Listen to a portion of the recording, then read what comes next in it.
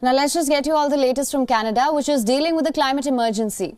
It has been forced to deploy its air force to conduct rescue operations in British Columbia. Why? Because the province is dealing with unprecedented floods. 2 days of torrential rain have submerged large parts of British Columbia underwater. The city of Vancouver is the worst hit. It has been cut off from the rest of the country. More than 18,000 people have been displaced. 9,000 homes are without power. Canada is calling it a once-in-a-500-year event. Here's a report on the scale of the tragedy and the steps that are now being taken by the Canadian government. Take a look. Situated in the westernmost part of Canada is the province of British Columbia, Canada's third most populous province. At present, it looks like this. Large swaths of British Columbia are completely submerged underwater.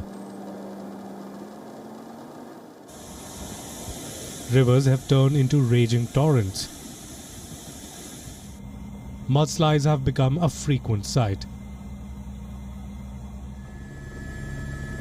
Highways have collapsed.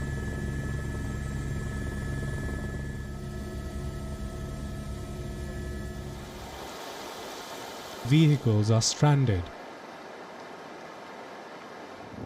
Boats have become the new mode of transport. Cattle are being rescued through jet skis.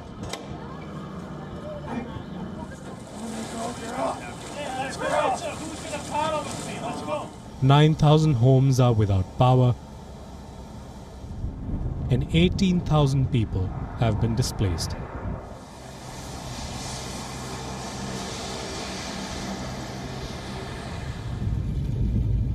It is being called a once-in-a-500-year event, triggered by just 2 days of torrential rains. Such is the scale of the tragedy that an entire city has been cut off from the rest of Canada.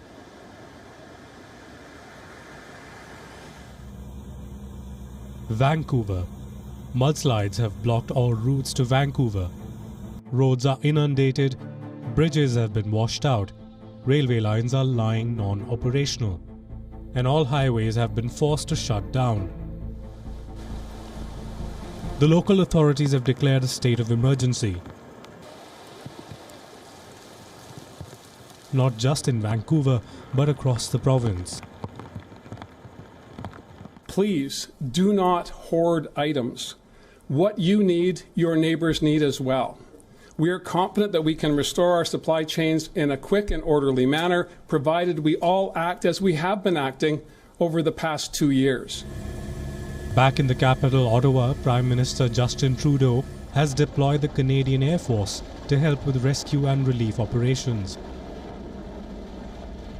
Planes and choppers are flying to British Columbia to support supply lines, clean up the blocked routes, and rebuild the properties destroyed. Hundreds of Air Force officials are on their way. Thousands more have been put on standby.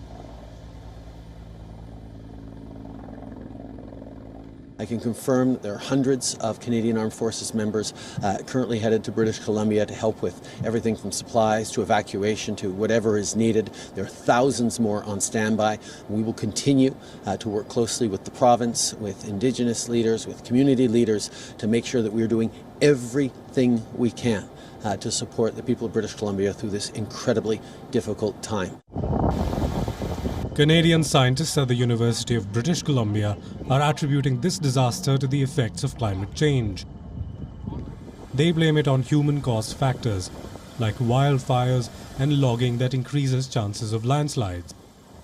They also blame industrial activities for bringing such storms to the mountains.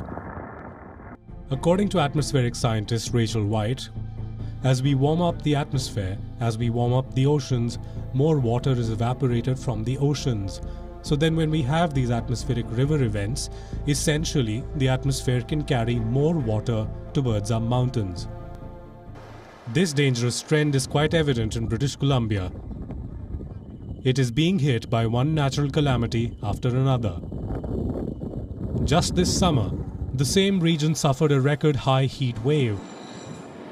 Temperatures soared to 43 degrees Celsius. As the heat broke records, more than 500 people died. Now British Columbia is reeling under floods.